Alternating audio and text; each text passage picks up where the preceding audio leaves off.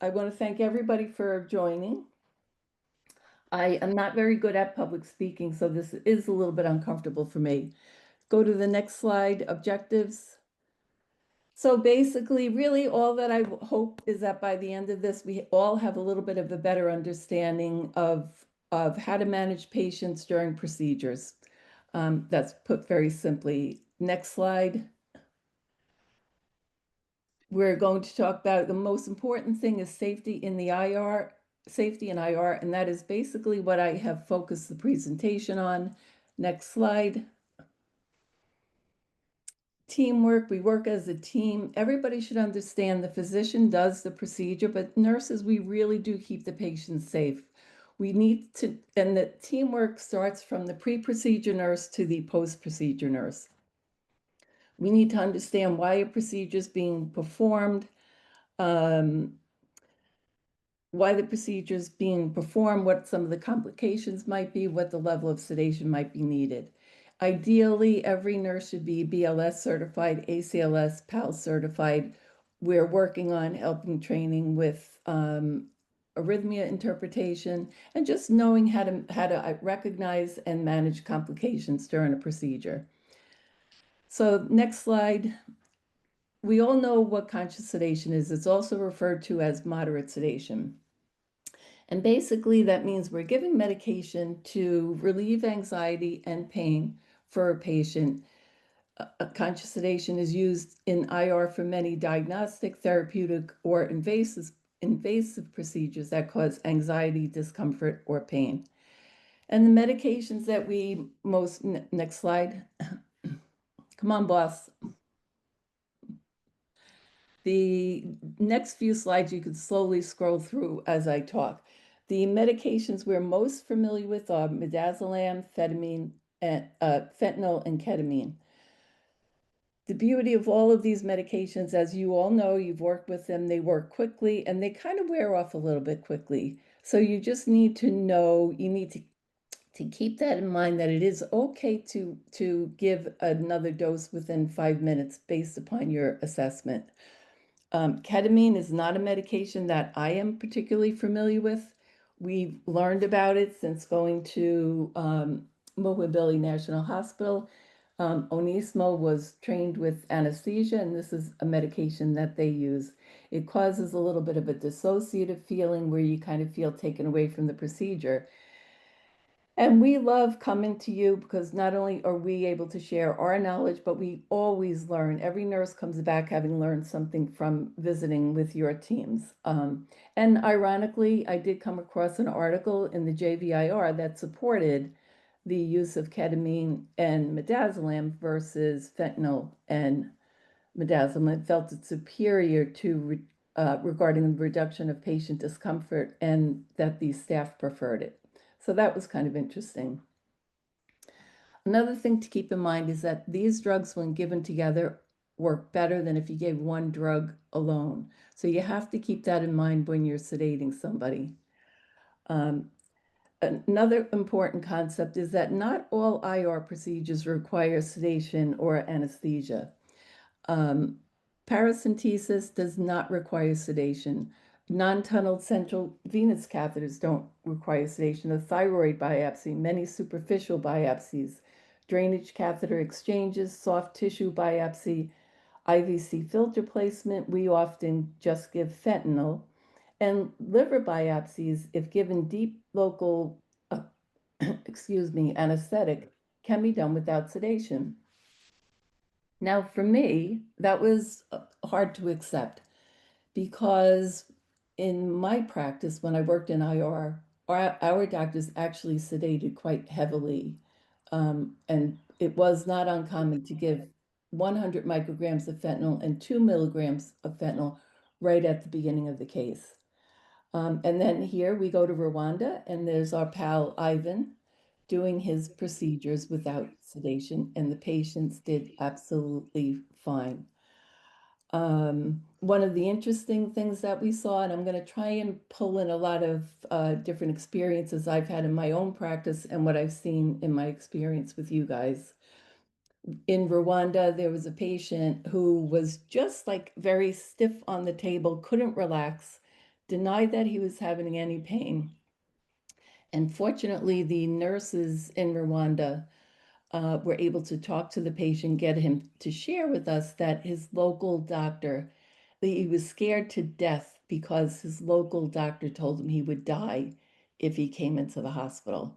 So fortunately, we had fentanyl on hand. He had not been NPO, so we couldn't give him the combination, the fentanyl and the Versed, but we gave the fentanyl.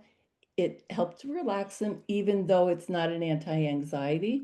It just helped. He relaxed, the procedure was done, and he was very grateful by the end of the procedure.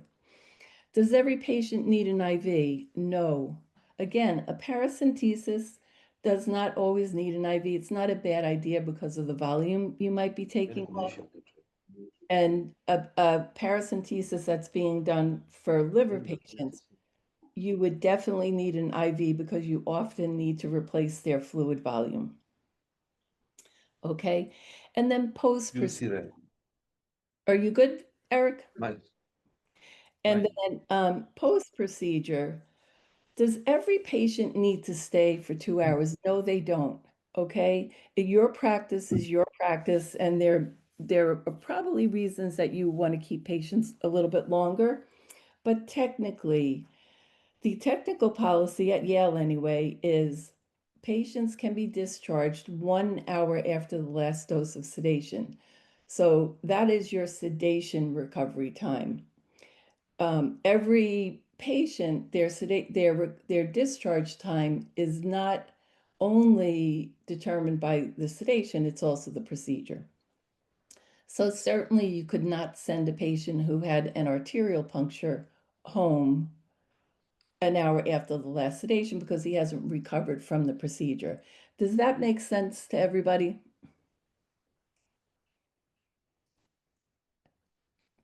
Does that make sense? Okay. One of the assessment tools that we use is called the sedation scale. There are many, many different sedation scales, and they really just provide an opportunity to compare a patient's status pre and post. What you doing there, Eric?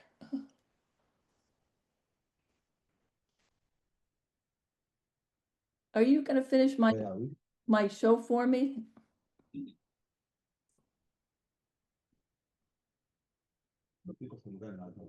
Can you guys hear me? Bosco, hello? I hear you. Yes, we can hear you.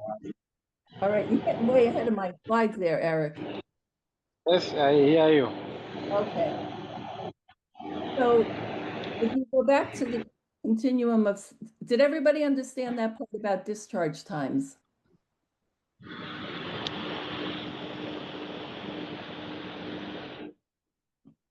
Okay. So okay, that's good. That's good, Eric. So the continuum of sedation is a concept that you need to understand when you're sedating. And all that it means is that you might start sedating a patient with the intent of keeping them at a level where they're easy to wake up, their vital signs are stable, but they can slip into the next level of sedation. And the next slide shows that a little bit better. If we can go to the next slide.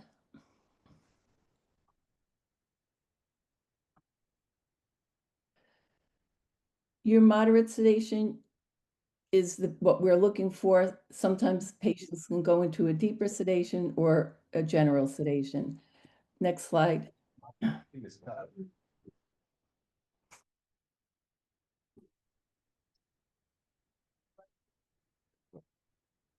So the next slide, we talk about the risks. Because a patient can slip into deeper levels of sedation, it requires careful monitoring by the IR nurse. Vital signs need to be monitored continuously. And again, ideally, you'll have the BLS, ACLS, PAL certification and competency in EKG.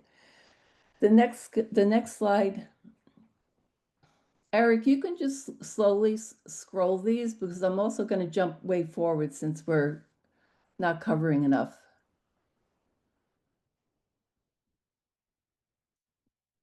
Can you hear?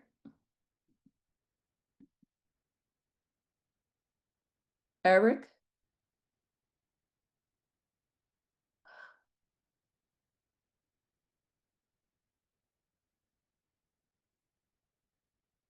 Okay, so if you move along on the next slide, we developed flow sheets with the help of the visiting nurses and the staff at all three hospitals to kind of make the documentation a little bit clearer.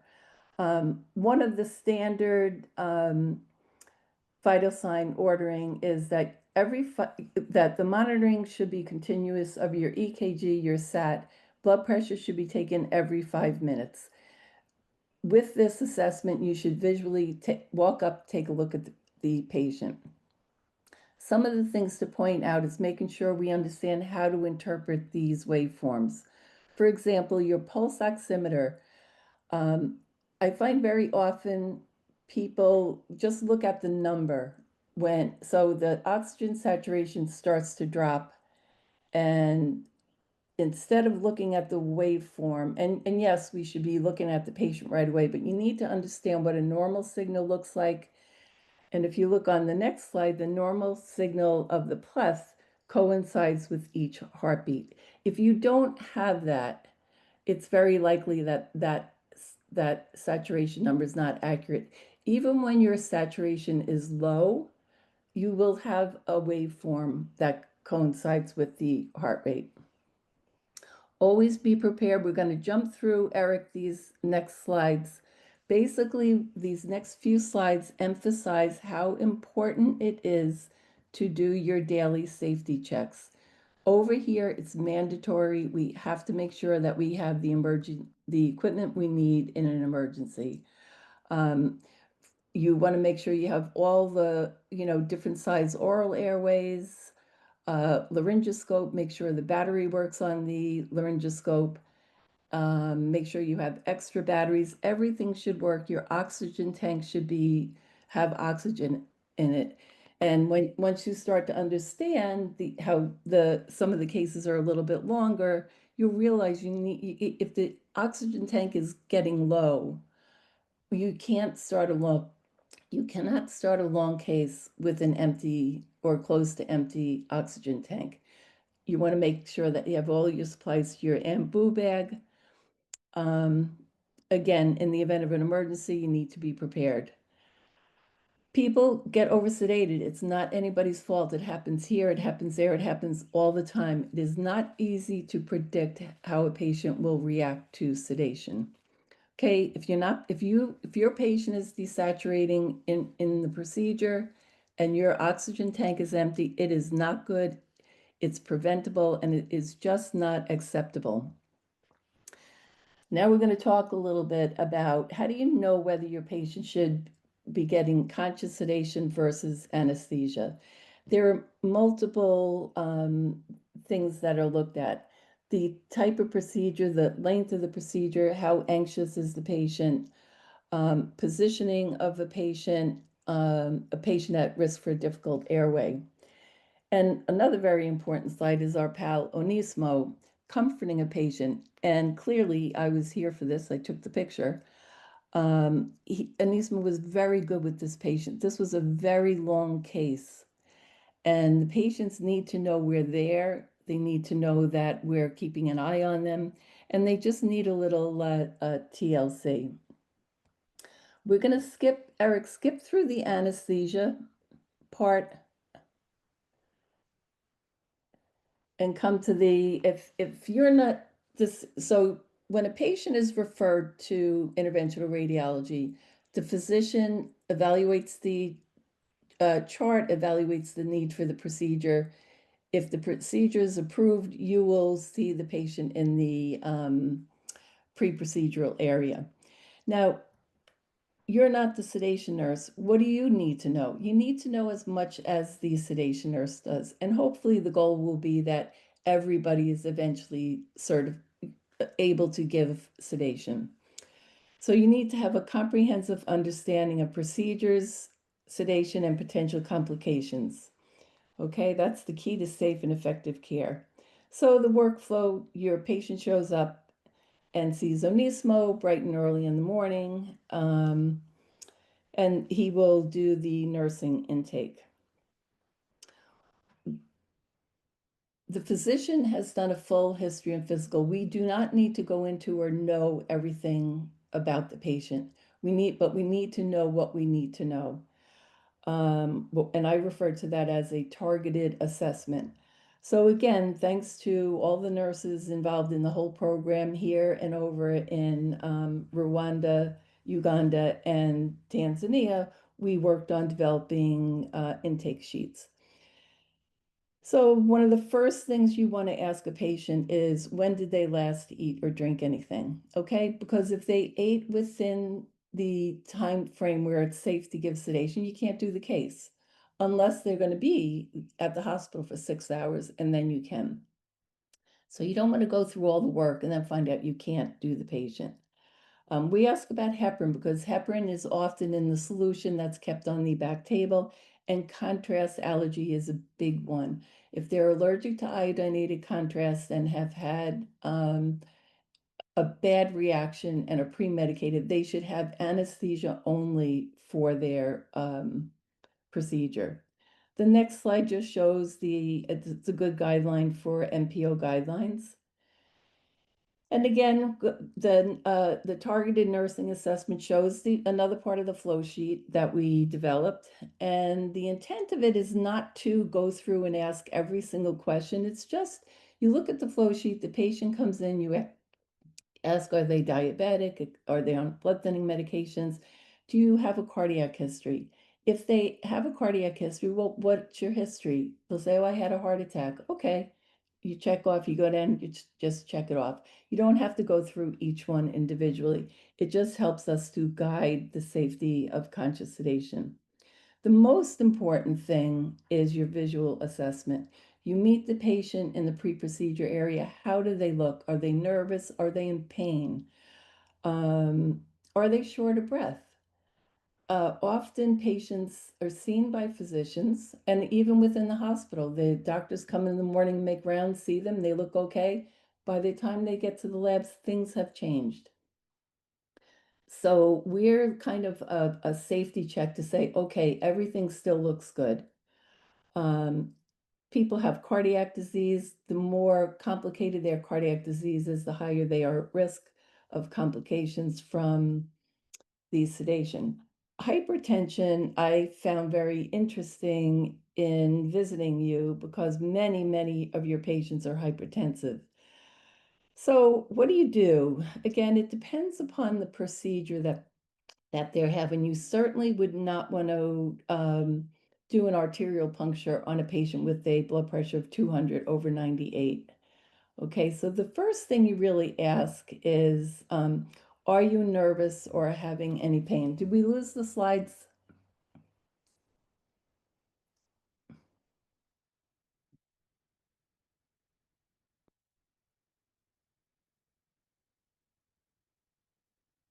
Can anybody hear me? Yes, I hear you. Yes. Okay, Yes, good. we lost the slides. All right. I am so sorry. This is so frustrating. Can you see these slides? You shared them in the group so we can follow. Okay, good. And I'm kind of skipping along because I want to get to some of the little bit more of the meat of the That's about so with the high blood pressure, you would want to ask, are you nervous? Are you having any pain? And think about, if they say yes, there's no reason you can't give a little bit of either fentanyl or Versed, midazolam in the pre-procedure area if that's going to help them get through the procedure and help their blood pressure. Now, if they're not in pain or anxious and their blood pressure is high, you of course would ask if they're being treated for high blood pressure, if they took their medications in the morning, but we will often give hydralazine. The most important thing I want to say about hydralazine, it needs to be given fast. If it's given slowly, it's not going to work. When I say fast, whenever we say fast, it's over about a minute. Okay, and this is given 5 milligrams per minute. The dose is usually 10 to 20. So keep that in mind. Now, pulmonary disease is another interesting one, and I just had an interesting experience where so you have patients who have COPD, and everything is relative to how bad is it. Somebody might have mild COPD, somebody might be kind of at end stages where it's really bad.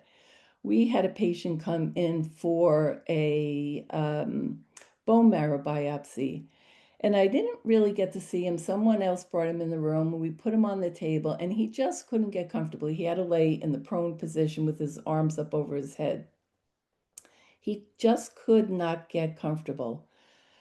So we propped him up with pillows. We did the best we could. We sedated him. It's a quick procedure. He was in and out pretty quickly. When he got off the table, I looked at him, and I had come across this slide the night before with the barrel chest, and it really gives a good depiction of what is meant by the barrel chest.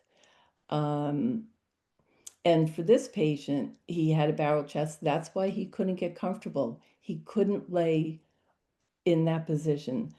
So in our department, what we see would be a nephrostomy tube. A patient with significant COPD and who has a barrel chest would not be able to tolerate the prone position and should have anesthesia.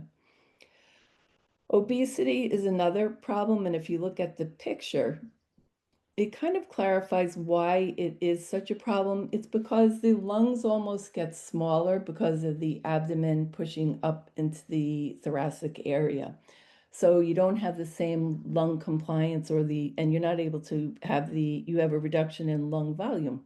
So it's more apt that you might have desaturation during the procedure. One thing about age and obesity, don't get into the habit of looking at any patient and guessing how much medication they'll need. I've taken care of tiny little old ladies who needed enough medication where you could have put down a horse, and at the same time have had big strapping men come along. You think you're going to have to give them everything in the drawer. You give them one dose and they're sound asleep. Okay, so what I would like to do now is jump ahead to how do I know when to sedate?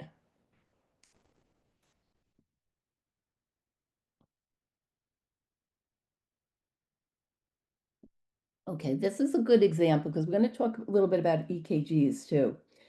So you have a patient come in with acute renal failure. It's an inpatient, and they're coming in for a permacath with sedation. He looks okay.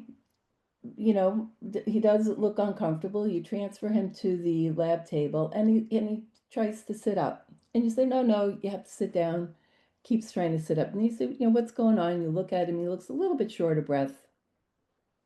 In the meantime, you're hooking him up to the monitor, and you look at the monitor and you say, those T waves look kind of funny. Those are what we would call peaked T waves, and they're seen with hyperkalemia. Okay. The next slide is a good slide showing at the different ranges of your potassium level, how it might affect the EKG. The mild, I would say it's very rare. I don't think I've seen many patients with a potassium of 5.5 with peak T waves. Maybe over 6 you might, but definitely when the potassium is higher, you will see the more advanced arrhythmias. The problem with hyperkalemia is that sedation alone predisposes a patient to cardiac arrhythmias. Now add in a high potassium, and you have just increased significantly the risk of cardiac arrhythmias. And the arrhythmias that you would very often see would be your sinus bradycardia and your AV blocks. Okay, the next slide shows a good, it's called the heart block poem, and it's very good if you have a hard time understanding the blocks. I can't remember what it's called. Just helps you to remember what's a first degree Winky block, Mobitz 2, Mobitz 3, and complete heart block. And as you can see, when you look at the pictures, your complete heart block is not good because in addition to your heart rate being slow, you're just not pumping any blood. So it's good to just know, look at your EKG and say, this doesn't look good, okay? Again, you'd want to, you see this in the lab, you talk to the patient and ask when was his last dialysis session. Is he normally short of breath? Get more information. Listen to the lungs, pull a stethoscope out. If there's not one around, the doctor can turn the fluoroscopy machine on and look to see. Again, this is what Ivan did in Rwanda. We had a patient with a similar situation, and the patient was clearly fluid overloaded, so the procedure could not be performed until the fluid overload was taken care of. Another really important point is to remember that what you're seeing on the bedside monitor is not diagnostic. It is just a trend. So in looking at these peak T waves and the patient's history of renal disease, you could kind of safely say, yeah, it's very likely the potassium is high. He hasn't had his dialysis. He missed it the other day. He wasn't feeling well or whatever reason. So what you would really need to do to confirm this is get a 12-lead EKG and send off a potassium level. Now, in the meantime, or if the patient is still in the department and you think, we really need to get this guy dialyzed, you can put in a Quinton catheter. Again, a Quinton catheter is a catheter that sedation is not necessary for. So you can safely put the catheter in. Now, my next question is, so it's lunchtime and everybody, the nurses are all saying, okay, great, we don't need to be in on this case, or we don't need to monitor this case. Yes, you do. Okay, whenever every procedure that uses a wire that crosses into the heart places a patient at risk of having ventricular arrhythmias. And it happens, it's common, it's very, very common. And the next picture, you can kind of see how the wire would go down it's in another language, but it's a good picture, goes down the superior vena cava into the right atrium, and then can float into the right ventricle, tickle the ventricle, and cause the ectopy. Don't panic. It happens a lot. What we often see is what you see in the second picture, which they're calling it VTAC, and we say the patient's running. It means they're having more than 2 or 3 PVCs in a row, okay? And you just say PVCs, patient running, and the doctors will pull the wire back, the ectopy goes away. And very often, and the doctors can speak to this themselves, but very often you will feel something at the end of the catheter and will know that you created PVCs and you pull back, okay? This is why it's so important that you remain in the room. Somebody has to be there to inform the doctors of what's going on with the patient, because they are, as I said earlier, they are focusing on the procedure, which is why they're in the room. All right. So you need to have, in addition to your monitoring, don't rely upon your monitoring. You have to look at the patient.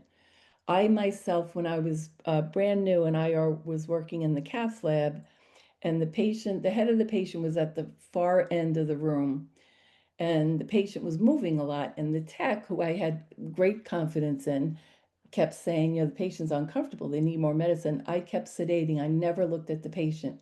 The patient was blue at the end of the case, okay? Patients have, I don't know if you see it, but a lot of patients here have what we call restless leg syndrome. So at nighttime when they sleep, they cannot keep their legs still.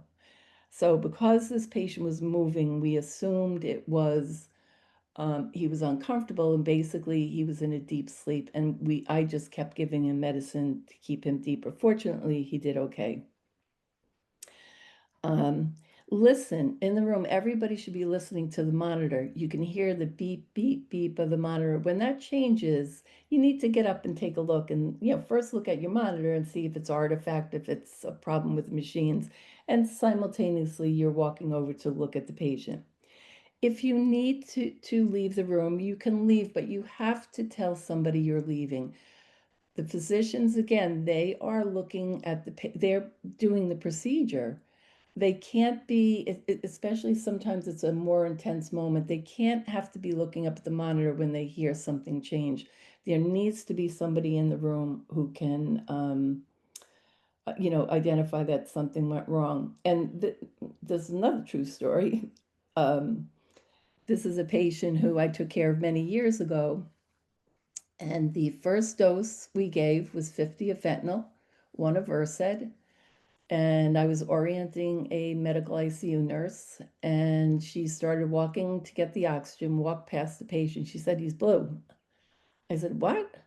The patient was immediately became dusky and diaphoretic and then we started to see arrhythmia changes.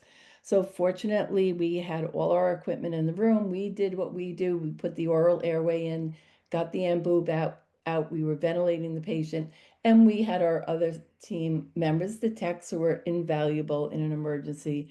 They called the code. Next picture. You do not want to be having left your room and walk into the room and find that everybody's in the middle of an emergency, because somebody will be screaming, "Where's the nurse?" Okay. Next slide. It's tough to understand when you need to sedate a patient until you've done a lot of procedures and start to learn about the procedure. But if you think about the mechanics of a procedure, it does help to guide you to understand when to sedate. When the physicians are talking about embolizing an area, and UFEs are a perfect example, they are actually stopping blood flow to the point that's distal to the embolization. And UFEs in particular are very, very painful. We had a patient once who was heavily sedated for the procedure, and as soon as they embolized, the pain went from 10 to 1,000 and ended up within, I would say, 7 minutes getting 20 milligrams of morphine in addition to everything else she had gotten, and was still in pain. Management of UFEs has changed a lot, and I think has helped a lot to minimize the pain. Non-steroidals are given. We give ketorolac immediately prior to the embolization. So you need to be watching the procedure. You need to know when the doctor's about to embolize, okay?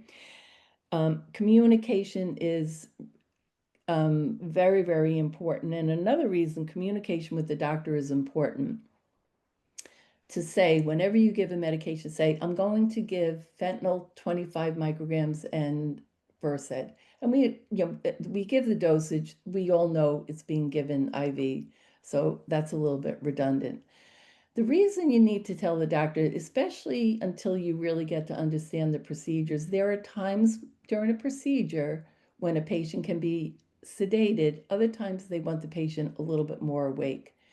So again, I learned the hard way by kind of consistently sedating my patients. And then we'd be in the control room, they would be doing a run. They would be telling the patient to hold their breath, and the patient couldn't hold their breath. They were a little bit too sleepy. So you learn, you have to, you manage the sedation based upon not only the patient's status, but the procedure.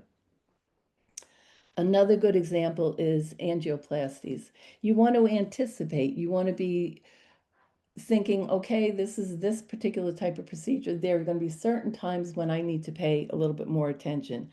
So when you start to hear the texts and the doctors talking about balloons and insufflators, you need to check the patient, talk to the patient. If they are deeply, deeply sedated, you don't need to give any more medications. Most of the time they shouldn't be at this point. So you would want to pre-medicate, because when they inflate the balloon, depending upon which area of the body they are performing the angioplasty, it can be very painful. Dialysis fistulas in particular are very painful. Okay.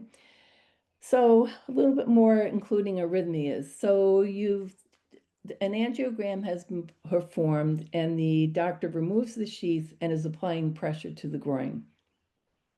You walk by and you see, and now if you're in the post-procedure area, you should have an EKG hooked up for femoral artery sheath removals. Not every patient, but definitely if an arterial sheath is being removed.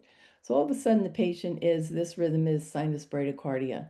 Patient doesn't look too good. They're starting to get a little bit restless. What's going on? The patient's having a vasovagal reaction. The pressure on the large artery is causing pain, and in response to that, the vagus nerve is stimulated, and you have a low heart rate and low blood pressure. So what do you do? In the instance of the sheath removal, you just tell the doctor, ease up a little bit on the pressure. That will usually help to relieve, for the symptoms to go away, and you just reassure the patient. But in the meantime, you're getting your IV fluid ready, hook the patient up to oxygen. Oxygen seems to make everybody feel better. And be prepared in the event you need to give atropine. Very rarely do we need to give atropine, but if you do, you have it right there and there'll be no delay. And if you look at the picture of the common causes in IR sheath removal, it's a good picture of where the doctor wants of when the doctor's doing the procedure, they put the hemostat on the patient's hip and take a picture. And what they're looking for is a certain spot on the femoral head, because that's the ideal spot for your puncture. The reason for that is when the sheath is removed, they've got a hard surface behind them to press down on. It almost acts like a table so that they can get hemostasis more quickly. If you go too high, it's sometimes not as easy to get the bleeding under control and more risk for retroperitoneal bleeding. Okay, so again, we went over what do you do. Another good example is nephrostomy tube placement. If you look at the dilators, if you look at the equipment for the procedures, you can look at something and say that would hurt. Okay, so when you watch a nephrostomy tube being placed, you see they start with a small dilator, then they go up a little bit, and that's stretching the skin. Often they'll nick the skin a little bit to make it a little bit easier, but inside is still being dilated. Okay, and they call that sequential dilation of the nephrostomy tract, and that can be painful. So these patients can have a vasovagal reaction, but again, you should pre-medicate. When you know they're about to dilate, you go check your patient, and that's when you would want to sedate.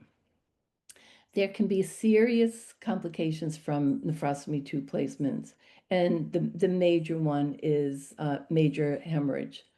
And the point with this, and it occurs because there can be vascular injury during placement of the tube.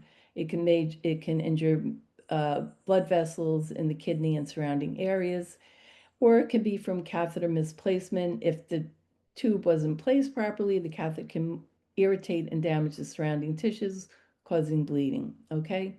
Coagulopathy is always a risk for bleeding. So how do you manage the bleeding? The catheter can be exchanged for a larger size, and that creates a tamponade effect, which will stop the bleeding, or the patient might need to be taken back for an embolization using coils or other embolizing agents. This is a very rare complication, but in severe cases, surgery might be needed to repair the damaged vessels. The key to preventing this is close monitoring of your patient post-procedure. Not every patient needs to be monitored with our protocol is every 15 minutes times 4, every 30 minutes times 2. Not every patient needs that.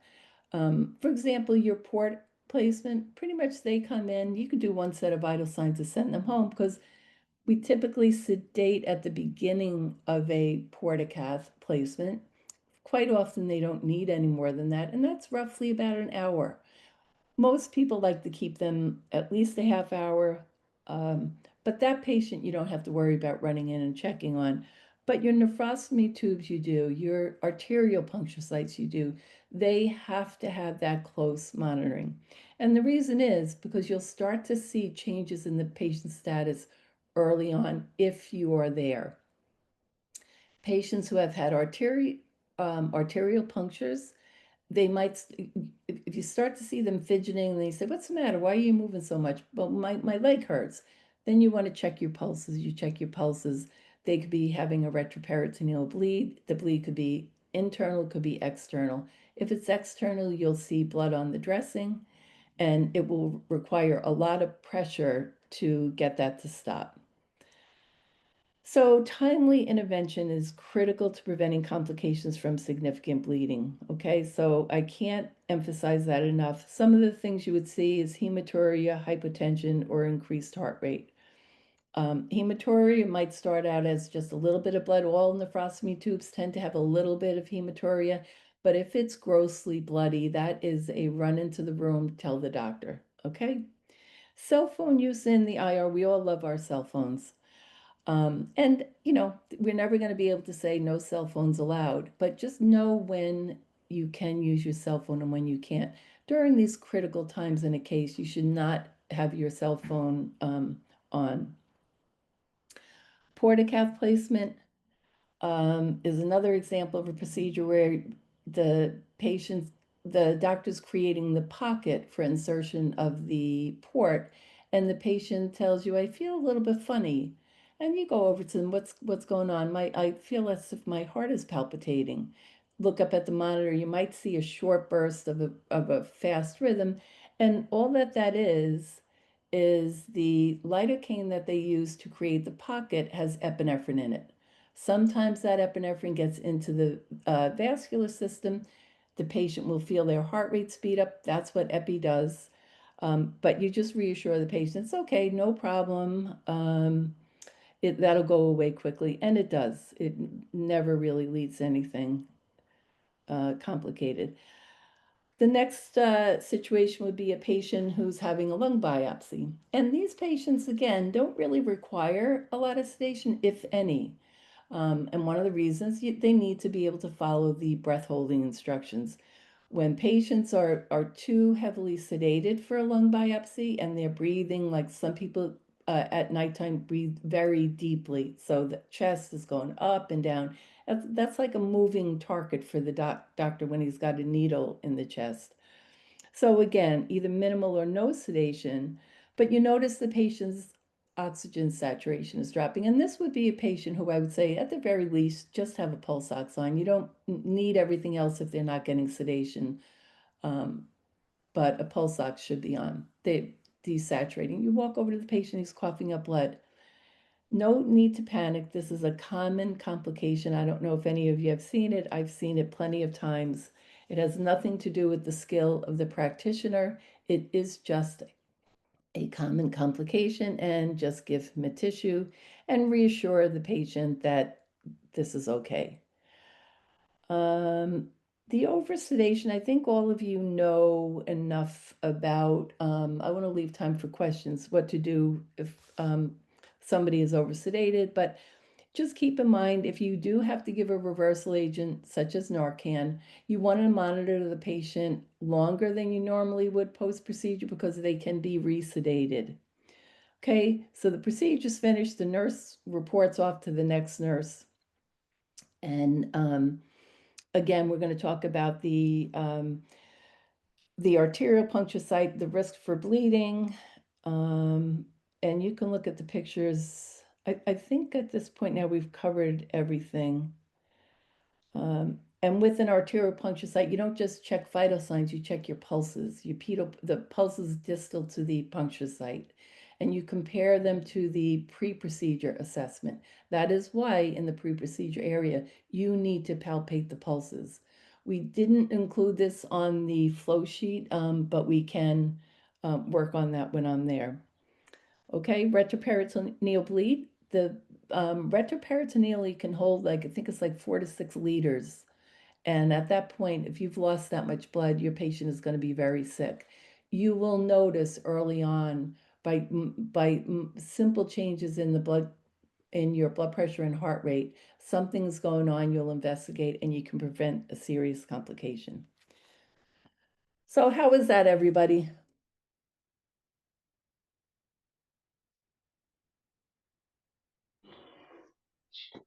Hi, Tov. It was good. It was good. It was very good. Okay, does anybody have any questions? Questions? Anybody questions? It looks like they understood pretty well. Okay. Onesmo is just shaking his head here. What is he doing with his head? He's shaking his head. Uh-oh. Did you like it, Onismo? Good. Good. Well, I like it. I hope.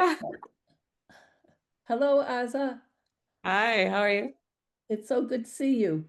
Good to I'm see so, you too, and thank you for your time. I'm so upset the slideshow didn't work out. I was up until 2 in the morning tweaking things, and then I couldn't get it to work. Yeah, I think maybe it has to do with the PDF, and then we had internet issues here, but it all worked out at the end, I guess. Okay, and the nurses have this PowerPoint on there. We have a section for PowerPoints. I shared it. I shared it already in the group, so they should have it. Okay, good. Well, I look forward to seeing everybody in August. Yes, we are looking forward to seeing you too. Thank you very much. All right, guys, have a good day. Bye. Take care. Bye.